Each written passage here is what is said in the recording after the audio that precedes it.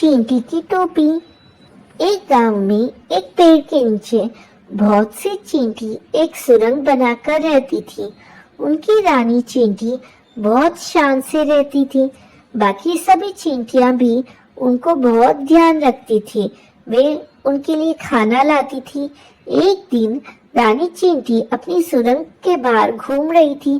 तभी उसने देखा एक छोटा सा बच्चा सिर पर टोपी लिए घूम रहा है। रानी चींटी कहती है, तुम सभी चींटियां सुन लो, मुझे एक सुंदर सी टोपी चाहिए। गांव के दर्जी से पूछकर आओ, क्या वो मेरे लिए टोपी बना देगा? यह बात सुनकर कुछ चींटियां दर्जी से पूछने जाती है।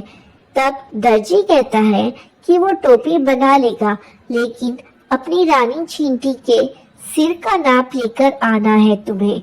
चींटियां वापस आकर रानी चींटी को सारी बात बताती है। तब रानी चींटी कहती है, उससे कहो वो कल मेरा नाप लेने आए। इस पर दर्जी मना कर देता है क्योंकि उसके पास इतना छोटा फीता नहीं था। रानी चींटी यह बात सुनकर उदास हो जाती है। उसे देखकर बाकी सारी चींटियां भी परेशान हो जाती है। फिर वे एक ऐसे दर्जी की तलाश में जाती है जो रानी चींटी के लिए हैट बना सके, लेकिन उन्हें कोई नहीं मिलता।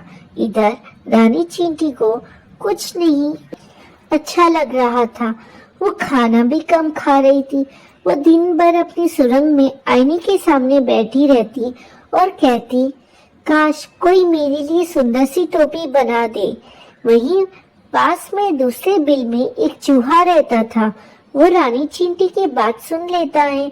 चूहा उसके पास जाता है और कहता है, बहन चिंता मत करो, मेरी पत्नी तुम्हारे लिए टोपी बना देगी।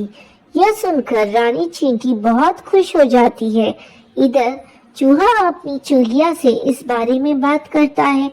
चूहिया अपनी पूंछ से रानी चींटी के सिर का नाप ले लेती है और फिर एक सुंदर सी टोपी बनाकर दे देती है। रानी चींटी उस टोपी को देखकर बहुत खुश होती है। उसे देखकर सभी चींटियां भी खुश हो जाती है। रानी चींटी कहती है, आप दोनों ने मेरी इच्छा पूरी की है।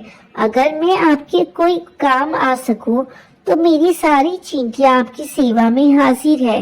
तब चूहा कहता है, नहीं बहन, हमने ये सब अपनी मर्जी से किया है।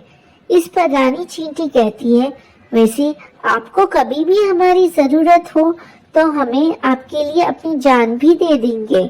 कुछ दिन बाद गांव में बहुत तेज बारिश होती है। चूहा, चूहिया और सारी चींटियां पेड़ के ऊपर चढ़ जाती है। तभी एक हाथी बारिश में नहाता हुआ वहां से गुजर रहा था। चूहा उसे देखकर हंसने लगा। उस हाथी को लगा कि यह चूहा उसका मजाक उड़ा रहा है, इसलिए उसने पेड़ पर जोरदार टक्कर मारी, जिससे चूहा और चूहिया नीचे गिर गए। दूर से चींटियां ये सब देख रही थी। हाथी जैसे ही अपने पैर के नीचे उन्हें कुचलने के लिए आगे बढ़ा, तब कुछ चींटियां हाथी के सूंड में घुस गई और उसे इधर उधर काटने लगी। इस वजह से हाथी सब भूलकर सूंड को इधर उधर हिलाने लगा। इसी बीच मौका पाकर चूहा और चूहिया वहां से भाग जाते हैं और छिपकर उसी पेड़ पर बैठ जाते हैं। हाथी के सूंड में से चींटियां अब निकलकर जल्दी से पेड़ पर चढ़ जाती हैं। हाथी जब देखता है कि चूहा चूहिया भाग गए तो वो उन्हें इधर उधर ढूंढने लगता है। कुछ देर बाद वो वापस जंगल में चला जाता है। चूहा कहता है, आपका बहुत धन्यवाद। अगर आप हमारी मदद नहीं करते तो हम दोनों आज मर चुके होते। इस पर रानी चींटी कहती है, आपने भी तो मेरे लिए बहुत कुछ किया है। और इस तरह चूहा, चूहिया और चींटियां सब मिलकर रहने लगते हैं।